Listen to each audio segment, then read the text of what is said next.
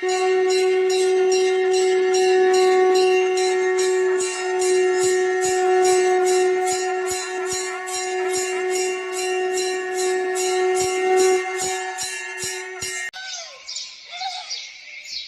के पास पहाड़ों से घिरा हुआ एक छोटा सा गांव था। वहां मोहन नाम का एक किसान रहता था। घर में उसकी बीवी और 2 बेटियां थी। मोहन फसलें बेचकर दोपहर को घर जाता था और उसकी दोनों बेटियां उसके पास आकर कहती थी, पापा पापा, आप हमारे लिए क्या लाए हो? चॉकलेट लाए हो ना? नहीं बेटी, बस एक कद्दू लाया हूँ।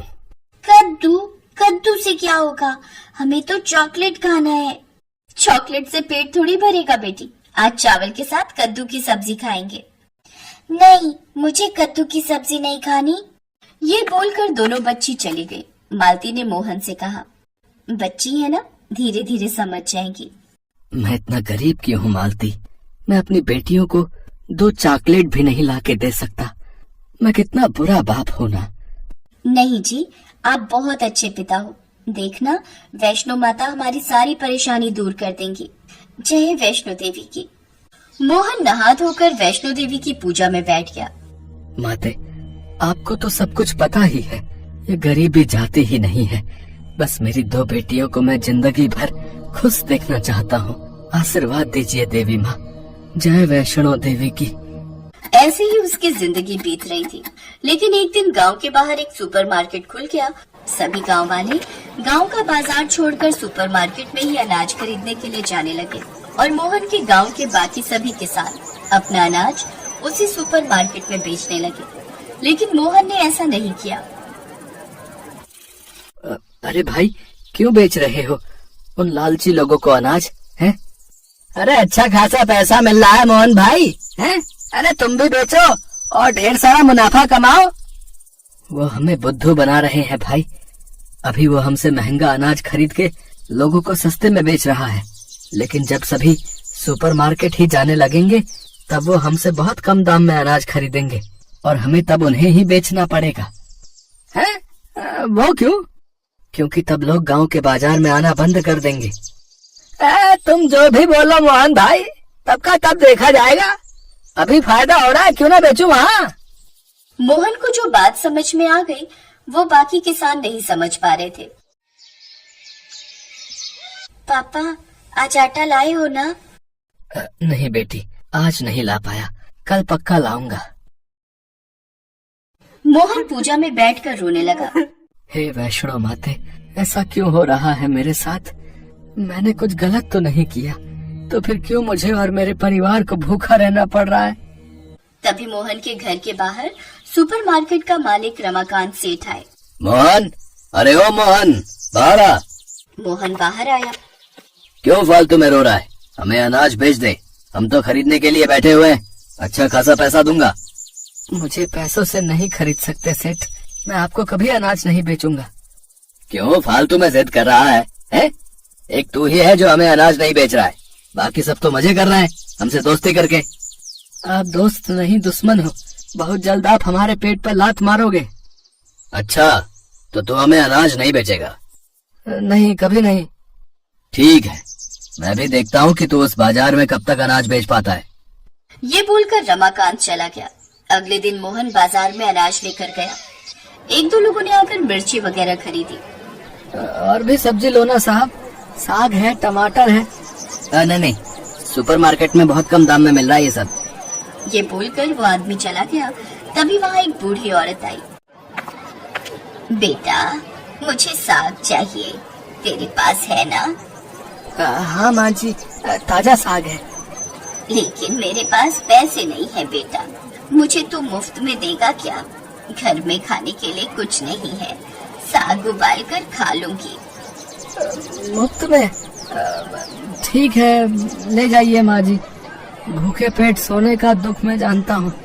ये लीजिए। मोहन ने उस बूढ़ी औरत को साग दिया। तेरा बहुत बहुत शुक्रिया बेटा, माता वैष्णो तुझे बहुत सारी धन दौलत दे। ये बोलकर वो बूढ़ी चली गई और वो हर रोज मोहन के पास आने लगी। इस तरह 1 महीना बीत गया और एक दिन मोहन के पास एक अमीर आदमी आया। मोहन, अगले हफ्ते मेरी बेटी की शादी है, उसके लिए जो है मुझे बहुत सारी सब्जियां चाहिए, समझे? करीब 2 लाख रुपए की सब्जियां। 2 लाख रुपए? हो जाएगा मालिक, लेकिन आप सुपरमार्केट से ना खरीद कर मेरे पास क्यों आए हो? अरे सुना है सुपरमार्केट वाले सब्जियों को ज्यादा दिन तक ताजा रखने के लिए दवाई मिला रहे हैं। मुझे ताजी सब्जियां चाहिए भाई।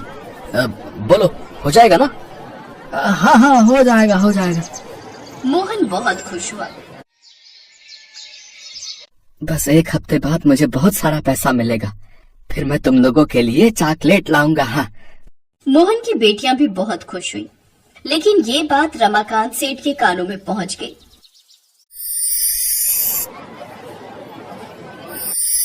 2 लाख का ऑर्डर उस मोहन को मिल गया। मुझे पहले से ही पता था कि वो हमारे लिए एक प्रॉब्लम है। अब समय आ गया है उसे रास्ते से हटाने का। शादी वाले दिन 2 लाख की सब्जी मेरे सुपरमार्केट से ही खरीदी जाएगी। रमाकांत ने एक गंदा प्लान बनाया। शादी से 1 दिन पहले पूरा खेत ताजी सब्जियों से खिल उठा था और तभी रमाकांत वहां आया और पीछे से मोहन के सर पर मारा। मोहन बेहोश हो गया और तब रमाकांत सारी सब्जियां चुरा कर ले गया। वो रो ही रहा था कि तभी वहां वो बूढ़ी औरत आ गई। रो मत बेटा, तू घर जा, मैं सब ठीक कर दूंगी। आप सब ठीक कर दोगे? कैसे? कहा ना तुझे चिंता करने की जरूरत नहीं है। तूने मेरी मदद की थी, अब मैं तेरी मदद करूंगी। ये बोलकर वो बूढ़ी औरत खेत में उतर गई और पूरे खेत में सब्जियों के बीज फैलाने लगी। उसके बाद पानी भी डाला। मोहन घर चला आया। अगले दिन सुबह सुबह वो अमीर आदमी पैसे लेकर चला आया। उस आदमी को लेकर मोहन खेत में गया। देखा सच में वहाँ सब्जियां ही सब्जियां हैं। ताजी सब्जियां देखकर उस अमीर आदमी ने मोहन को 2 लाख के बदले 2.5 लाख रुपए दिए। उस आदमी के जाने के बाद ही वहाँ वो बूढ़ी औरत आ गई। क्यों? कहा था ना। आप कोई साधारण इंसान नहीं हो। आप कौन हो? तभी वो बूढ़ी औरत माता वैष्णो में बदल गई और बोली, वत्स, तुझसे मैं प्रसन्न हूँ, इसीलिए मैंने तेरी मदद की। तू चिंता मत कर वत्स, बुरी शक्तियों का नाश करना ही मेरा काम है। बाजार में फिर से लोग आएंगे, तुझे कभी भी किसी भी चीज की कमी नहीं होगी। तथास्तु। माता वैष्णो अदृश्य हो गई। अगले ही दिन खबर आई कि सुपरमार्केट में आग लग गई है और सब कुछ जलकर राख हो गया है। गांव के बाजार में फिर से लोग आने लगे और माता वैष्णो की कृपा से खुशी खुशी जीने लगा।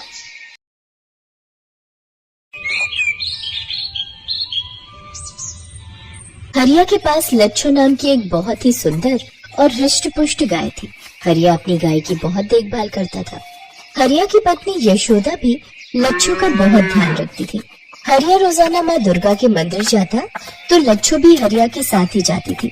जब तक हरिया मंदिर में पूजा करता तब तक उसकी गाय लच्छू मंदिर के आसपास बने खेतों में हरी घास खाती और मंदिर की सीढ़ियों के पास आकर खड़ी हो जाती और खूब जोर जोर से आवाज करती, मानो वो भी मंदिर में आए भक्तों के साथ माँ दुर्गा के नाम का जयकारा लगा रही हो। हरिया, तुमने अपनी गाय को बहुत ही अच्छी आदत सिखाई है।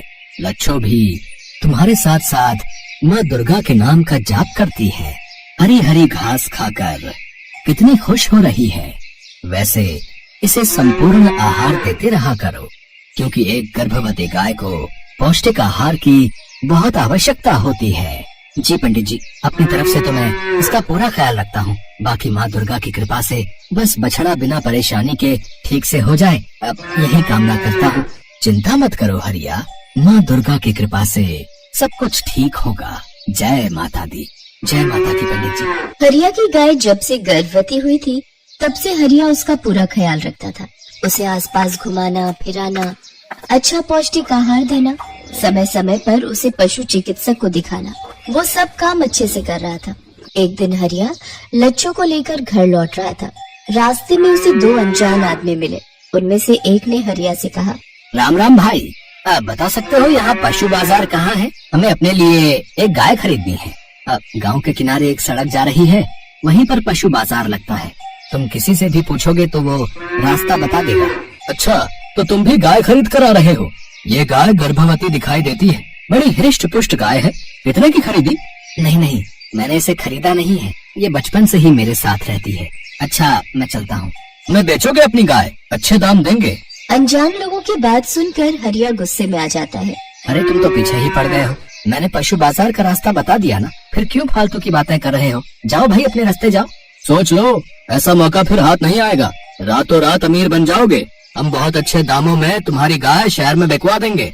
हरिया के साथ लच्छू भी थी, इसलिए वो उन दोनों आदमियों से उलझना नहीं चाहता था, इसलिए वो चुपचाप घर चला गया। अगले दिन हरिया लच्छू को लेकर दुर्गा मंदिर पहुंचा और पूजा करने लगा।